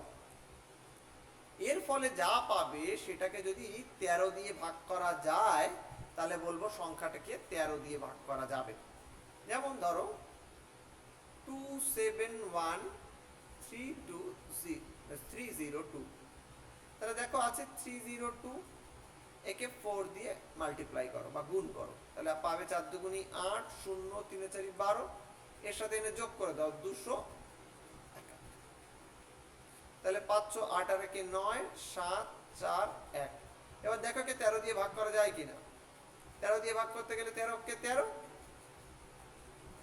17 13 কে 13, তাহলে 500 এখানে 4, দেখো হচ্ছে না এটা। দেখো 3 13 39, 4 13 52, ফলে এটা কিন্তু হচ্ছে না। ফলে এই সংখ্যাটিকে কিন্তু 13 দিয়ে ভাগ করা যাবে না। ক্লিয়ার? হ্যাঁ স্যার, বুঝতে পেরেছি। শেষের 3টে ডিজিটকে প্রথমে 4 দিয়ে গুণ করো, করে রিমেইনিং ডিজিটের সঙ্গে যোগ করে দাও। এরপরে যদি দেখো যে এই যে যোগফলটা পেলে এই যোগফলটাকে 13 দিয়ে ভাগ করা যাচ্ছে, তাহলে মানে বলে দেবে সংখ্যাটি 13 দিয়ে ভাগ করা যায়, নাহলে বলবো 13 দিয়ে ভাগ করা যায় না।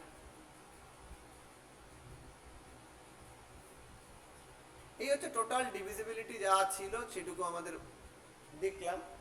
পরের মধ্যে থেকে যখন অঙ্ক করব তখন বুঝবে যেগুলোকে কি করে ব্যবহার করা হচ্ছে। এরপরে চলে আসি রোমান নাম্বার। প্রথম দিন যখন পড়াচ্ছিলাম আমরা বলছিলাম যে নাম্বার সিস্টেম কি করে এসছে প্রাচীন যুগ থেকে। তখন আমরা ট্যালি মার্কের কথা বলছিলাম যে গুহার দেওয়ালে মানুষ এরকম দাগ কেটেছে। এই যে দাগ কাটছিল এবং তার পরবর্তীকালে দেখা গেছিল বিভিন্ন সভ্যতায় মানুষ নাম্বারকে রিপ্রেজেন্ট করার জন্য বিভিন্ন রকমের আলাদা আলাদা চিহ্ন ব্যবহার করেছিল। এককে দেখানোর জন্য একরকম চিহ্ন, দুইকে দেখানোর জন্য আর এক রকম চিহ্ন, তিনকে আর এক রকম, এইভাবে বিভিন্ন চিহ্ন ব্যবহার করেছিল। এবং পরবর্তীকালে এই চিহ্নকে আর একটু ডেভেলপ করে তারা এই চিহ্নগুলো দিয়ে একটা নাম্বার সিস্টেম ফর্ম করেছিল এবং সেটা আলাদা আলাদা জায়গায় আলাদা আলাদা রকমের দেখতে। রোমেও এরকম একটি নাম্বার সিস্টেম তৈরি হয়েছিল, সেটাকে আমরা বলি রোমানিয়ান নাম্বার সিস্টেম। এই নাম্বার সিস্টেমে 1 এই সংখ্যাটিকে লেখা হয় এইরকম আই দ্বারা, 2 এই সংখ্যাটিকে লেখা হবে দুটো এইরকম আই দ্বারা, 3 কে লেখা হয় 3টি আই দ্বারা,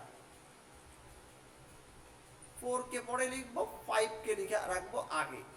5 কে লেখার জন্য এইরকম ভি সাইন ব্যবহার করা হয়। এবং 5 যেহেতু 4 যেহেতু 5 এর থেকে কম, তাই কম বোঝানোর জন্য 5 এর আগে একটা আই বসানো হয়।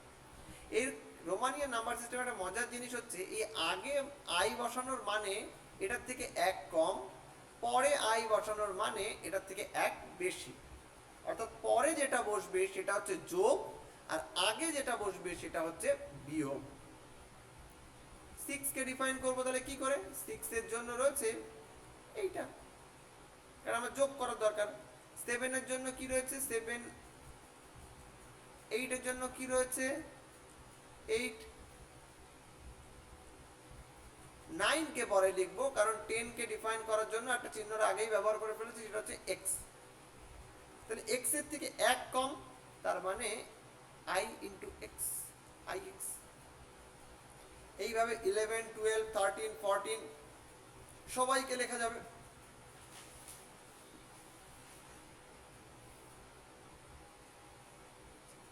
মোটামুটি 50 অবধি যে কোনো নাম্বারকে এই ফরম্যাটে লেখা যাবে। যেমন আমি একটা নাম্বার বলছি, দেখো 43। তাহলে 43 কে তুমি যদি ভাঙো দেখো পাচ্ছ 10, 10, 10, 10 প্লাস 3। তাহলে এইটাকে লেখা যাবে 10 মানে কি x, এই 10 মানে কি আবার x, এই পাশে মানে কি অ্যাড, এই পাশে আবার x, তার মানে এখানে অ্যাড, আবার একটা x মানে অ্যাড, আর এখানে 3 মানে হচ্ছে 1 2 3।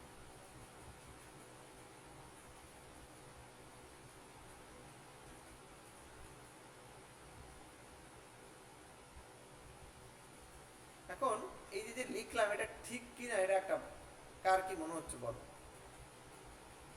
43 কে কি এভাবে লেখা যাবে না ভুল লিখলাম আমি?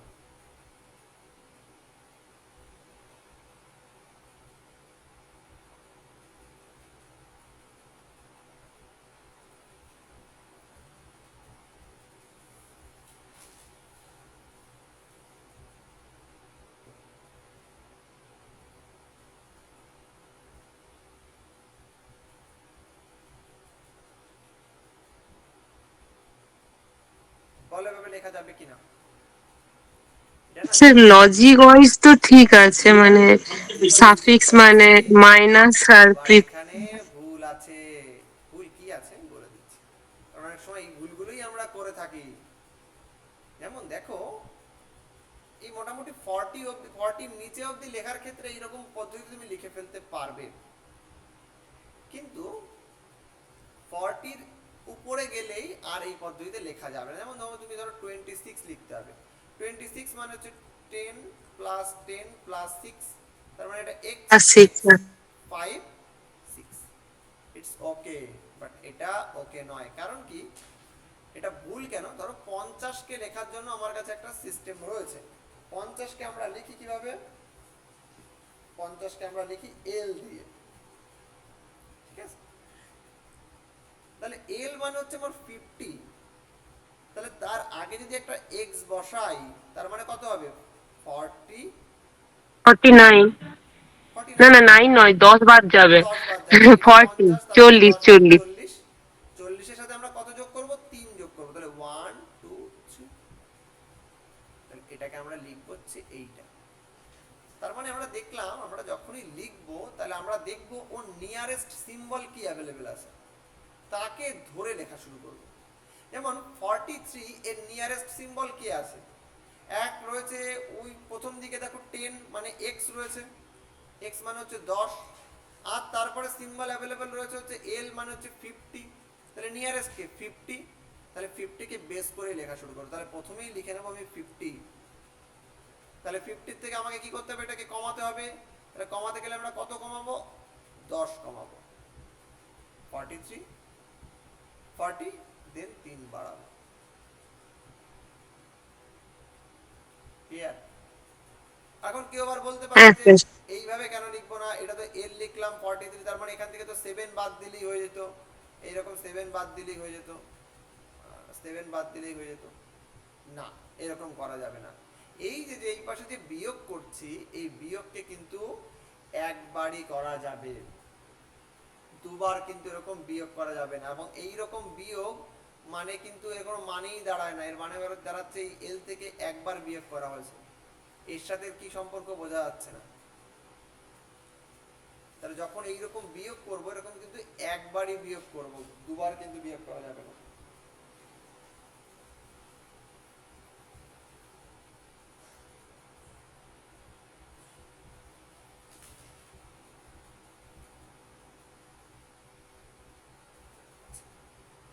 এর পরের যে সমস্ত নাম্বার অ্যাভেলেবেল রয়েছে সেটা হচ্ছে সি মানে হচ্ছে 100, ডি মানে হচ্ছে 500, আর এম মানে হচ্ছে 1000, সি ডি এম। তাহলে আমরা কি কি দেখলাম? 1 মানে আই মানে হচ্ছে 1, ভি মানে হচ্ছে 5, এক্স মানে হচ্ছে 10, সি মানে হচ্ছে 50, সরি এখানে একটা মিস করে গেছি, আচ্ছা সি মানে হচ্ছে 100।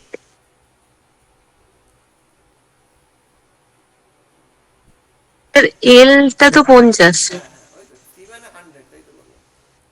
সি মানে হচ্ছে 100, ডি মানে হচ্ছে 50, এই 500, আর এম মানে হচ্ছে 1000। এগুলো দিয়ে কিন্তু আমরা পুরো নাম্বার সিস্টেমকে রিপ্রেজেন্ট করব। ফলে দেখো অল্প কয়েকটা সিম্বল দিয়ে কিন্তু আমরা অতি সহজেই একটা বড় নাম্বার সিস্টেমকে তৈরি করে ফেলতে পেরেছি। অ্যান্ড এম এর পরেও নাম্বার রয়েছে 10,000, বা তাকে বোঝানোর জন্য নাম্বার রয়েছে, বাট আমরা অত কিছু জানার চেষ্টা করি না, কারণ আমাদের এতেই কাজ শেষ হয়ে যায়। কারণ আমরা রোমান নাম্বার সিস্টেম খুব একটা ব্যবহার করি না, খুব কয়েকটা জায়গায় একটা স্পেসিফিক জায়গাগুলোতেই কিন্তু আমরা রোমান নাম্বার সিস্টেম ব্যবহার করি।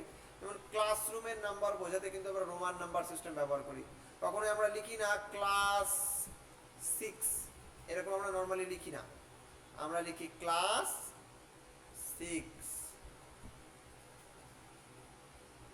এইরকম কিন্তু আমরা খুব একটা লিখি না, আমরা কিন্তু এইটাই কিন্তু প্রচলিত। ক্লাসকে বোঝানোর জন্য সবসময় কিন্তু ক্লাস 12, ক্লাস 11 এগুলো কিন্তু লেখার সময় এরকম 11 12 লেখা হয় না। দেখবে ক্লাসরুমের উপরগুলোতেও যখন কোনো একটা ক্লাসরুম থাকে তার উপরেও কিন্তু যখন লেখা হ্যাঁ থাকে স্যার।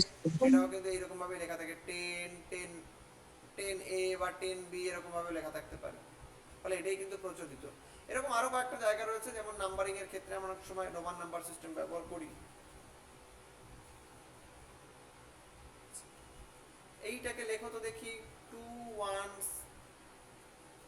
5।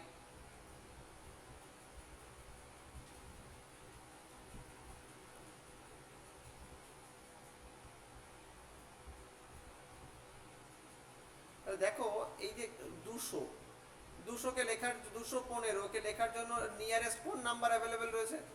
দেখো 100 আছে কাছাকাছি, আর 500 স্যার আছে, 105। তাহলে 100 বেশি কাছে আছে, তাহলে 100 কে বেস করে লেখা শুরু করব। 100 প্লাস 100 200। তাহলে এখানে আমরা লিখতে পারবো 100 প্লাস 100 প্লাস 100 মানে কি? 100 মানে হচ্ছে আমার হচ্ছে সি। সি। আবার 100 মানে কি? সি। 10 মানে কি? এক্স। 5 মানে 5। ক্লিয়ার? হ্যাঁ স্যার। দেখো তো 378,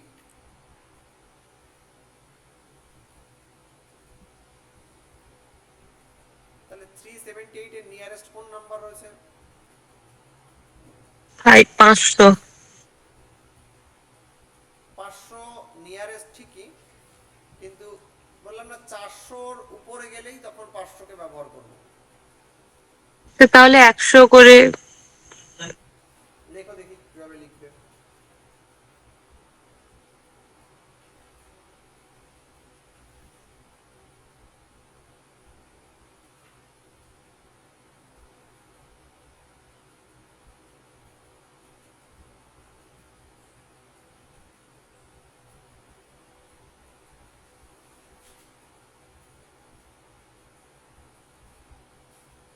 ভাঙো। 100 প্লাস 100 প্লাস 100 প্লাস 78, তো 78 কে রেখো 50 প্লাস 20 লেখার জন্য 20 কে লেখার জন্য 10 প্লাস 10 করো, আর 8 কে লেখার জন্য 5, 5 প্লাস 3 লেখো। 3। তাহলে 100 100 এর জন্য কি কি আসবে? সি সি সি হলো। 50 এর জন্য কি আসবে? এল। এল। এক্স আর এক্স দুটো এক্স আসবে। 5 এর জন্য আসবে একটা ভি, আর এই 3 এর জন্য আসবে হচ্ছে তিনটে আই। ক্লিয়ার? হ্যাঁ স্যার। এই জায়গায় যেটা তোমার গোলাচ্ছে সেটা হচ্ছে যে এই যে আমি বললাম 378, তুমি ভাবছো যে 500 এখানে আছে আর 100 তো এখানে আছে, কাছাকাছি তো মনে হচ্ছে এ আছে। নরমালি এর আগে যেটা রয়েছে 400, এর আগের ল্যান্ডমার্ক, ও 400-র পরের থেকে যখন লেখা শুরু হবে তখন 500 কে বেস করে লিখবে, তার আগে অবধি সবাই ও আগেরটাকে বেস করে লিখবে। যেমন ধরো 1 কে লেখার জন্য আমরা 1 ব্যবহার করেছিলাম, এইভাবে 3 কে ব্যবহার 3 এর জন্য 3 ব্যবহার করেছিলাম, 4 এর জন্য আমরা এইভাবে ব্যবহার করছিলাম। কাকে বেস করে লিখছে? সে কিন্তু 5 কে বেস করে লিখছে, কারণ আমরা হ্যাঁ স্যার, বুঝতে পেরেছি। মানে 400-র নিচে যখন থাকবে তখন আমি 100টাকেই ধরবো, মানে যেরকম নাম্বার দেওয়া থাকবে সেই বেস করে, আর বাকিটা তখন 500।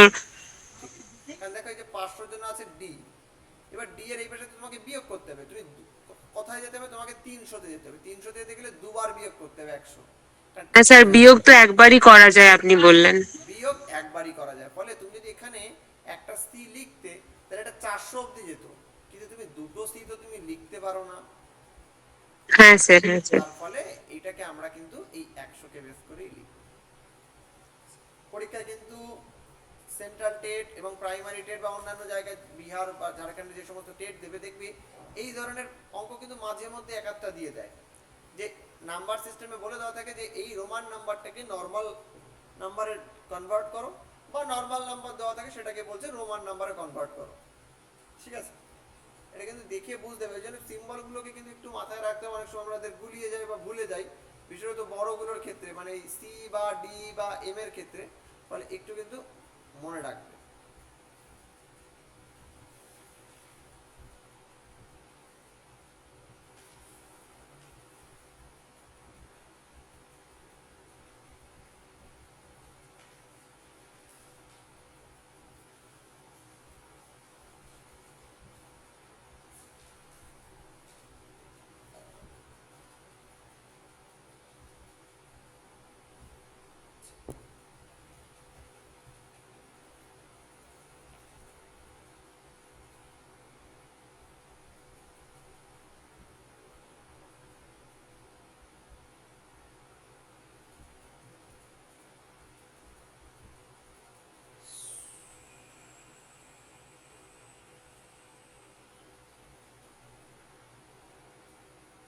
দেখবে অনেক সময় এই অঙ্কগুলো এখন দিচ্ছে, আগেও দিত কম বেশি, কিন্তু এমনি অন্যান্য কম্পিটিটিভ পরীক্ষাতেও এই অঙ্কগুলো বেশ দিচ্ছে।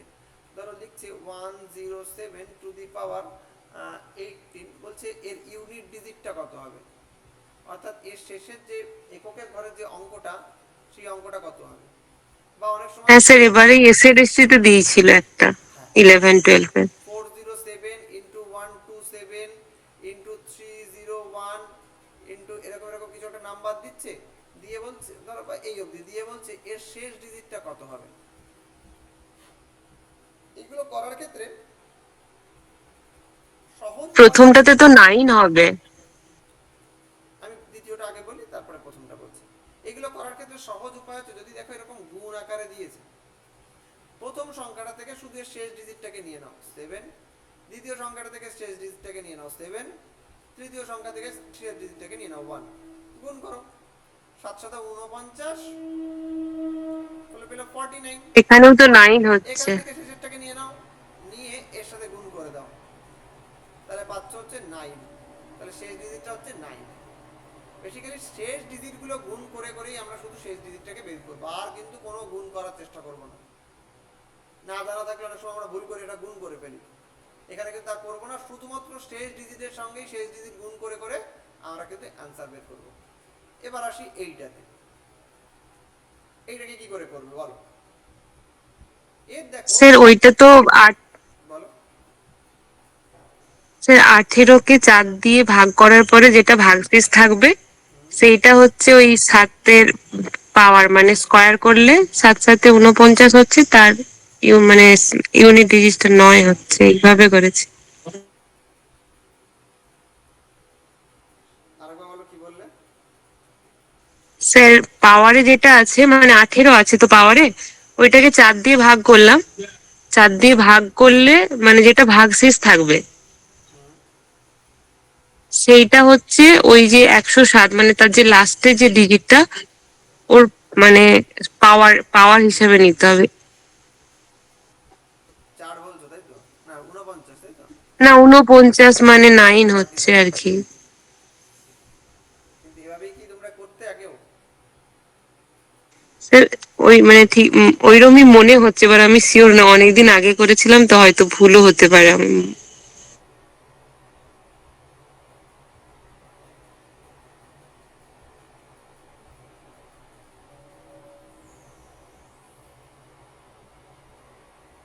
আচ্ছা,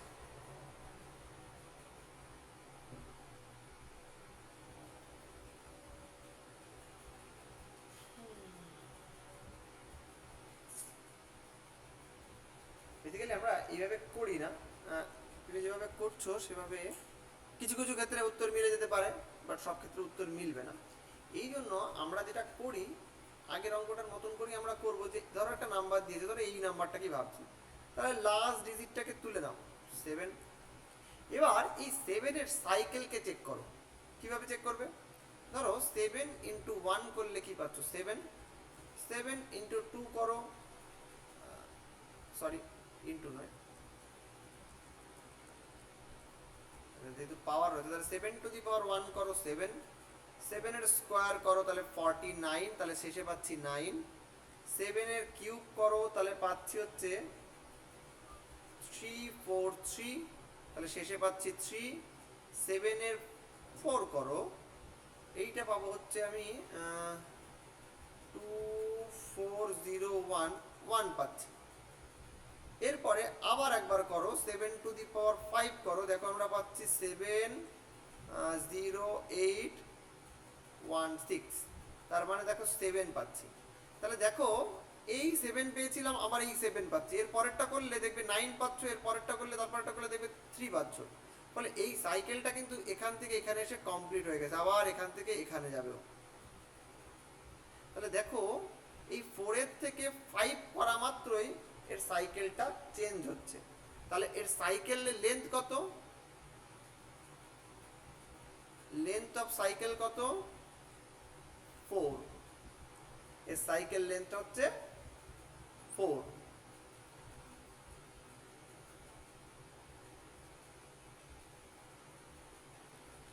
এবার যেটা করব, এই সাইকেল লেন্থটা পাওয়ার পর আমরা এই যে পাওয়ারটা রয়েছে পাওয়ারটাকে ভাগ করব। তাহলে এটাকে দেখো, এটাকে ভাগ করলে লেখা যায় 4 ইন্টু 4 প্লাস 2, তাহলে এই 107 টু দি পাওয়ার 18 কে লেখা যায় 107 to the power 4 into 4 plus 2, ফলে এই 4 × 4 করলেও শেষে 7ই এসে দাঁড়াবে। তারপরে যখন 2 করব তখন কিন্তু এইটা আমার দেবে 49 এবং শেষের ডিজিটটা দেবে হচ্ছে 9। ও যেটা করেছে উত্তর ঠিকই বেরিয়েছে, কোনো অসুবিধা নেই, কিন্তু এটা হচ্ছে যে এই লেন্থটা যদি 4 না হয়ে অন্য কিছু হতো তাহলে কিন্তু এটা 4 দিয়ে ভাগ করা যেত না। ক্লিয়ার? যেমন ধরো আমি যার একটা এক্সাম্পল দিই, তোমরা বুঝতে পারবে যে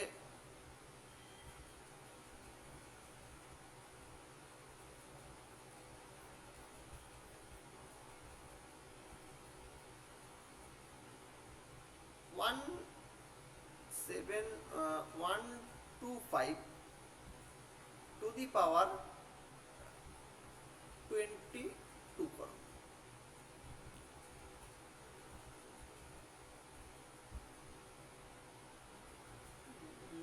যদি এটা হয়ে যাবে,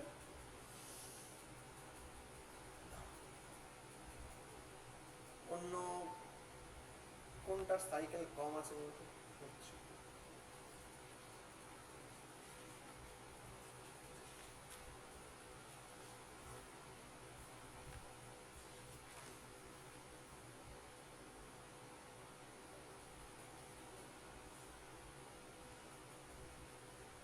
তো এটা কি 5 হবে? এটা তো 5 সবসময় 5 হবে, এর পাওয়ারে যাই বসাই, এখানে আরো দুটো চারটে সংখ্যা বসাই না, তো 5ই দেবে।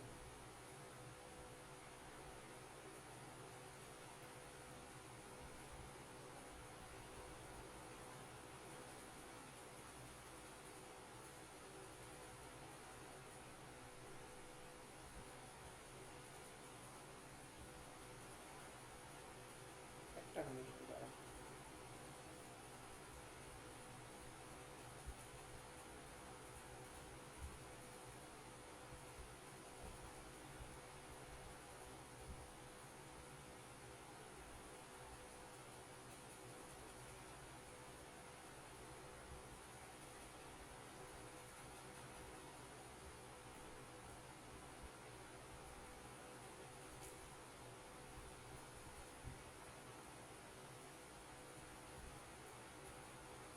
সবার ক্ষেত্রে লেন্থটা 4 না, যদি 2 এর ক্ষেত্রে দেখি, 2 4 6 2 4 8 8। 16, ও সরি সরি সরি, সবার ক্ষেত্রে লেন্থটা 4 আছে, ফলে তুমি যেটা বলছিলে ওটাই ঠিক আছে। হ্যাঁ, ওই যে কোনো পাওয়ার, ধরো যাই কিছু পাওয়ার দিয়েছি, ধরো 175 বা 176 টু দি পাওয়ার রয়েছে হচ্ছে 102, ধরো এই পাওয়ার রয়েছে, তাহলে আমরা কি করব, এই 102 কে আমরা 4 দিয়ে ডিভাইড করে নেব। তাহলে 4 দুগুণি 8, 2, 4 5 20, 2, তাহলে আমার ভাগশেষ পাচ্ছি 2। তাহলে আমরা লিখতে পারি 175 টু দি পাওয়ার 102 কে লিখতে পারি 175 টু দি পাওয়ার 4 × 25 প্লাস 2। পরে এই 25 বার যদি যতবার এই সাইকেলটা রিপিট করবে, 25 বার এই সাইকেলটা রিপিট করার ফলেও শেষেরটা 5ই পাবো, কারণ আমি দেখতে পাচ্ছি প্রত্যেকটা নাম্বার, যে কটা নাম্বার রয়েছে সেটা কি 4 টাইমস পর পর এক একবার করে রিপিট করে, কারণ প্রত্যেকের সাইকেল লেন্থটাই দেখছি 4। আমারই গোলাপ ছিল, আমি ভাবছিলাম যে সাইকেল লেন্থটা আলাদা আলাদা হতে পারে না, প্রত্যেকটা নাম্বার 1 থেকে 9 অবধি যে নাম্বারগুলো রয়েছে প্রত্যেকেরই সাইকেল লেন্থটা হচ্ছে 4। ফলে ফলে সেক্ষেত্রে সাইকেল লেন্থটা সবার 4 নয়, সাইকেল লেন্থটা যেমন 5 এর ক্ষেত্রে সাইকেল লেন্থটা 1ই হচ্ছে, মানে পরেরটাতেই হয়ে যাচ্ছে, কিন্তু এই 4 দিয়ে করলেই ইন জেনারেল হয়ে যাচ্ছে সমস্যা। তাহলে এইটার ক্ষেত্রে আর কিচ্ছু করার দরকার নেই, শুধুমাত্র এই 5 এর পাওয়ারে যে এই রিমাইন্ডারটা রয়েছে বসিয়ে দাও। তাহলে দেখো 5 5 25, শেষেরটা হচ্ছে 5, সরি এখানে আমার 6 ছিল, তাহলে 6 মানে 6 মানে 36, তাহলে শেষটা আমার 6। তাহলে কোনো একটা নাম্বারে যদি পাওয়ারের অবস্থায় থাকে তাহলে পাওয়ারটিকে কি করব, 4 দিয়ে ভাগ করে তাকে ওই ভাজ্য সমান সমান ভাজক গুণ ভাগফল যোগ ভাগশেষ আকারে লিখে নেব। এবং এই শেষ ডিজিট, এই যে শেষ ডিজিটটা পাচ্ছি, এই যে শেষ ডিজিট, এই শেষ ডিজিটের উপরে এটাকে ভাগ করার ফলে যে ভাগশেষটা থাকবে সেই ভাগশেষটাকে বসিয়ে দেবো, যা উত্তর পাবো সেটাই হচ্ছে আমার প্রয়োজনীয় উত্তর। ক্লিয়ার? হ্যাঁ স্যার। ভগ্নাংশ তো তোমরা আগেও পড়েছো, ভগ্নাংশ সম্পর্কে নতুন করে কিছু বলার নেই। শুধুমাত্র দুটো জিনিস বলে রাখি। একটা হচ্ছে ভগ্নাংশের ক্ষেত্রে এই জিনিসটা হয়তো একটু ভুলে যেতে পারো, লাইক ফ্র্যাকশন বলে একটা জিনিস রয়েছে। বাংলায় কি বলে এগুলোকে? সদৃশ্য ভগ্নাংশ নাকি?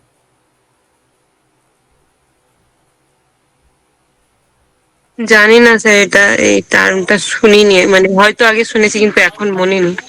2/4, 3/6, দেখো এই প্রত্যেকটা ভগ্নাংশ একই, কাটাকুটি করলে দেখো একই আসছে, দেখতে আলাদা হ্যাঁ স্যার।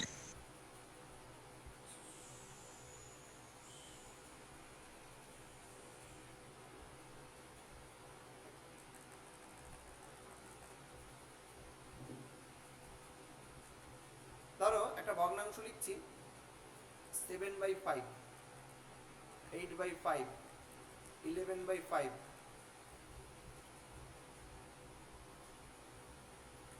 4/5, 3/5, 1/5।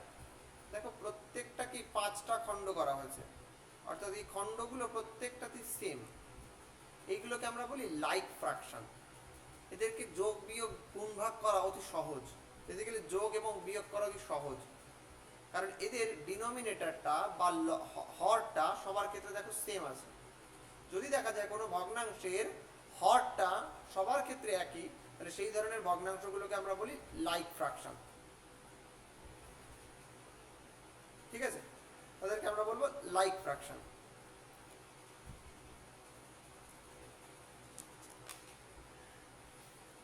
যে আগে একটা জিনিস লিখছিলাম 1/2, 2/4, 3/6, এরাও কিন্তু বেসিক্যালি লাইক ফ্র্যাকশন। কারণ দেখো এদেরকে কাটাকুটি করলে প্রত্যেকটা কি হাফ পাবে, এদের ডিনোমিনেটর দেখো সেম নেই, এদের হর দেখো সেম নেই, তা সত্ত্বেও কিন্তু এরা লাইক ফ্র্যাকশন। কারণ কি, এদেরকে কাটাকুটি করলে দেখো সেই একই পাবে। লাইক ফ্র্যাকশন বলতে আমরা নর্মালি সেই ফ্র্যাকশনগুলোকে বোঝাই যাদেরকে, যাদের লবটা আলাদা হতে পারে বাট হরটা একই। যেমন ধরো 1-এর 11, 3-এর 11, 7-এর 11, 9-এর 11, এরা সবাই কি লাইক ফ্র্যাকশন। দেখো একই রকমের দেখতে। যদি আমি লিখতাম 13/11, 7/9, 2/5, দেখো এদের কেউ একই নয়, ফলে এরা কিন্তু লাইক ফ্র্যাকশন নয়। লাইক ফ্র্যাকশন না হলে তাকে আমরা বলি কি, আনলাইক ফ্র্যাকশন। একই রকম দেখতে। এই আনলাইক ফ্র্যাকশনগুলোর যোগ বিয়োগ করাটা কিন্তু একটু কঠিন, তখন সেই লসাগু বা গসাগু করে আমাদের কিন্তু যোগ বিয়োগ গুণ ভাগ করতে হয়। ঠিক আছে? হ্যাঁ স্যার, বুঝতে পেরেছি। আর যে ভগ্নাংশের ভাগ আগেই শিখেছিলে সেটা হচ্ছে প্রকৃত ভগ্নাংশ শিখেছিলে।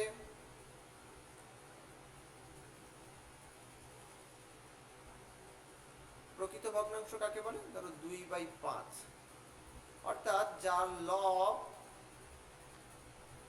হরের থেকে ছোট হবে। তাদেরকে আমরা বলি প্রকৃত ভগ্নাংশ। আর অপ্রকৃত ভগ্নাংশ কাকে বলি? উল্টোটা, তাই না? লবটা বড় হবে হরের থেকে।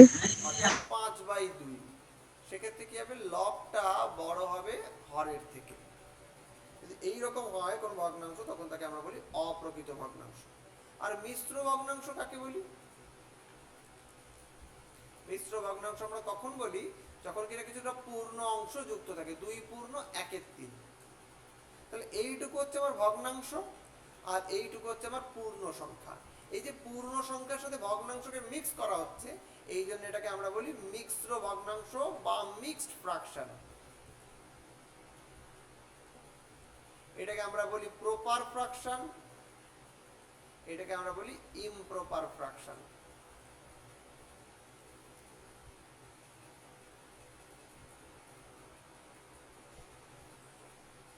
ঠিক আছে।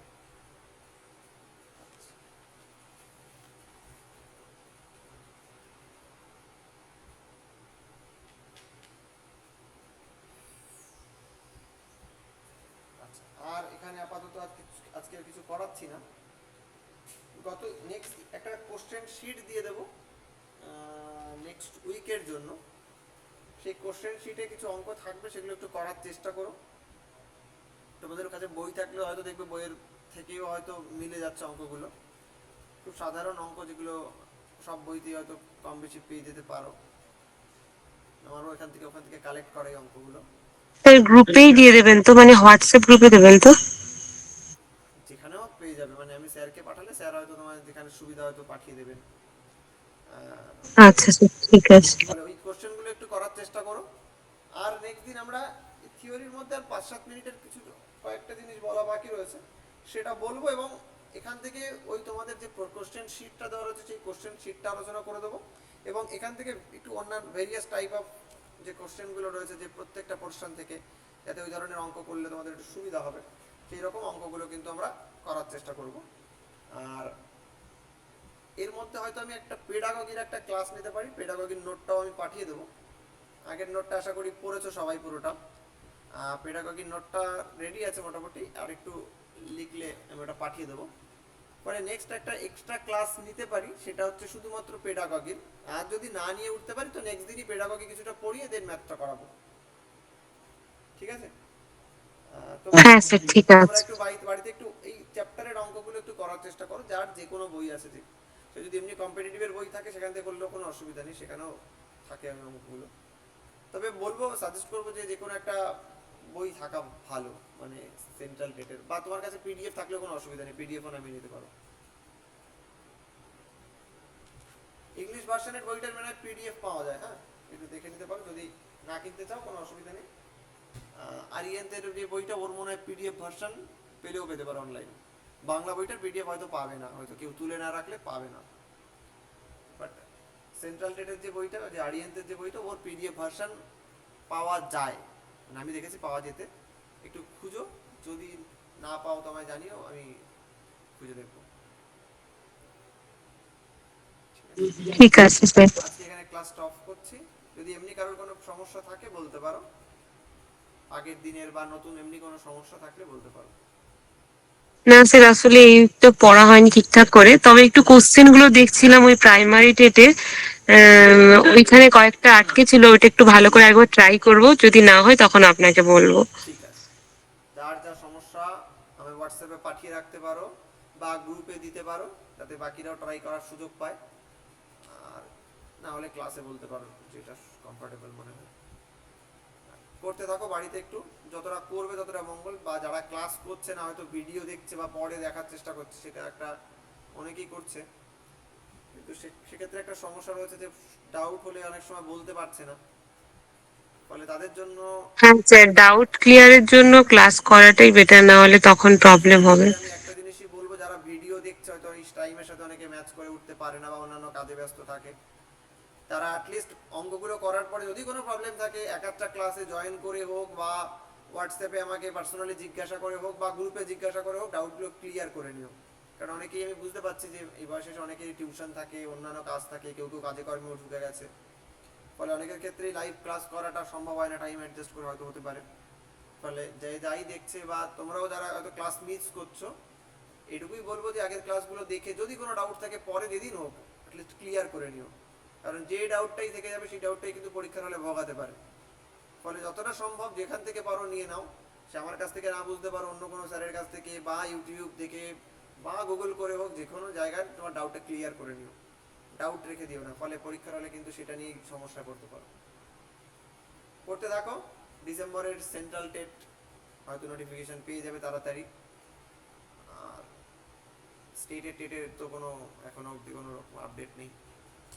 আশা করি সেন্ট্রাল টেটের নোটিফিকেশনটা এ মাসেই শেষের দিকে বা নেক্সট মাসের শুরুতেই হয়তো পেয়ে যাবে। কারণ ডিসেম্বরের টেটটা হবে, যেহেতু আগের টেটটা হয়নি। মানে প্রিপারেশন ঠিকঠাক নাও, আশা করি ভালোই হবে সবার। আমি অফ করছি তাহলে। ঠিক আছে স্যার।